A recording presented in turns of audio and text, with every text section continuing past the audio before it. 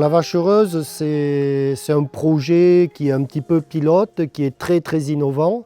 L'idée, c'était de rentrer l'élevage dans une boucle d'autonomie où on a finalement besoin de peu d'intrants pour de la haute production. J'achète moins d'azote, j'achète moins de soja, je garde de la productivité et j'ai peut-être autre chose à faire dans mon élevage que du maïs soja tel que c'est préconisé par le développement de la politique publique globalement. Mais en fait, on arrive au bout du système parce que tout devient trop cher.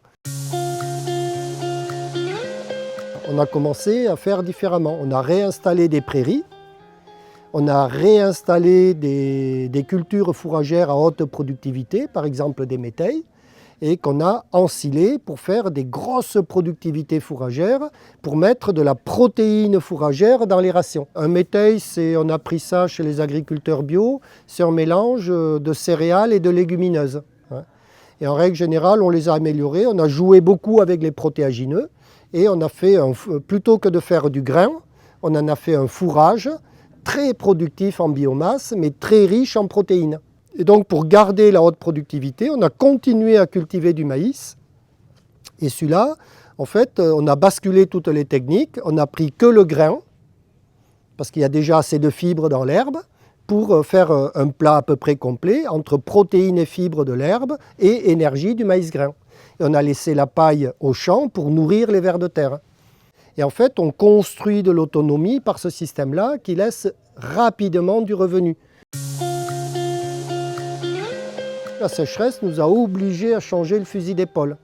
C'est-à-dire, souvent, quand je récolte au printemps, ma grosse biomasse de mélange céréalier métail, il fait déjà trop sec.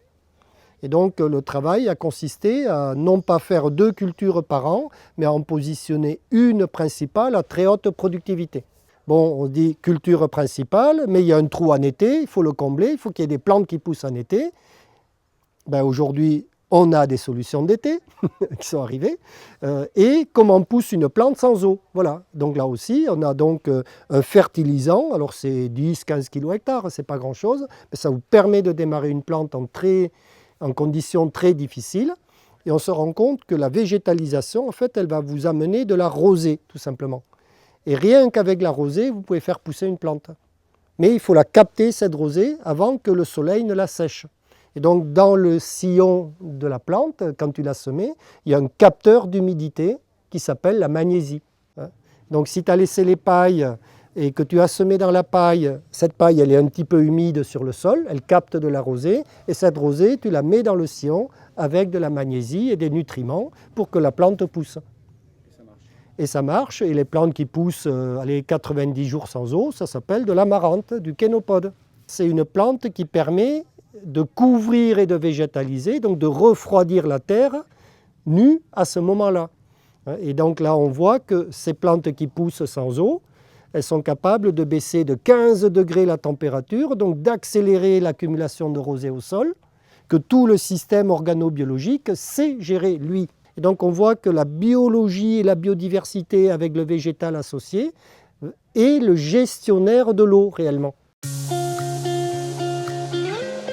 Aujourd'hui, ce qui est bien validé, c'est que pour que le vent se piège, il faut un brise-vent et derrière, il faut une plante plus basse, de façon à ce que le vent, il est piégé par le brise-vent, il est ralenti et il va finalement s'engouffrer dans les dépressions végétales. Ici, on arrête et ici, finalement, on a de l'air qui descend. Et cet air qui descend derrière la haie, sur le végétal, comme c'est chargé d'eau et c'est plus froid à l'ombre, il y a 15 degrés d'écart entre en haut de la plante et ici en bas, et bien en fait, en bas, il se forme de la rosée. D'accord ? En fait, cette rosée, c'est 3 mm d'eau par jour.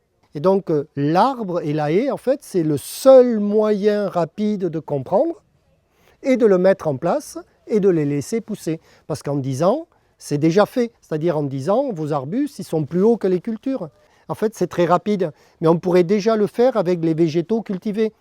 J'ai un grand blé avec un petit blé. On pourrait le faire avec de l'herbe, avec des fauches un petit peu plus tardives, de l'herbe basse, des trèfles et de l'herbe plus haute, une graminée en début de montaison.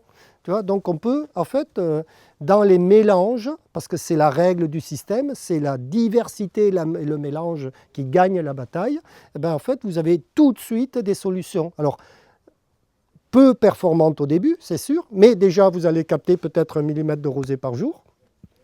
Et au bout de 10 ans, si vous avez fait apparaître votre système, eh bien vous en avez 3. On appelle ça la gradation, hein, ça s'améliore en permanence. Hein. Et donc plus ça s'améliore, plus vous êtes performant, plus il fait frais, plus vous avez de l'eau au final. Hein.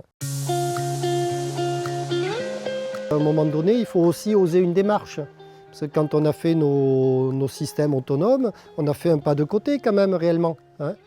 Et donc, ce pas de côté, il n'est pas facile à faire pour tous de la même manière. On ne peut plus se permettre de tout saloper et de tout abîmer. Donc ma terre, je ne peux plus permettre l'érosion. Je dois remettre de l'humus, je dois remettre de la biodiversité. Bon, il faut recréer le cycle de l'eau, j'ai plus assez d'eau parce que j'ai plus assez de plantes. Et l'arbre, et la litière, etc. Et donc à un moment donné, dans l'argumentation, ça crée des déclics chez les paysans.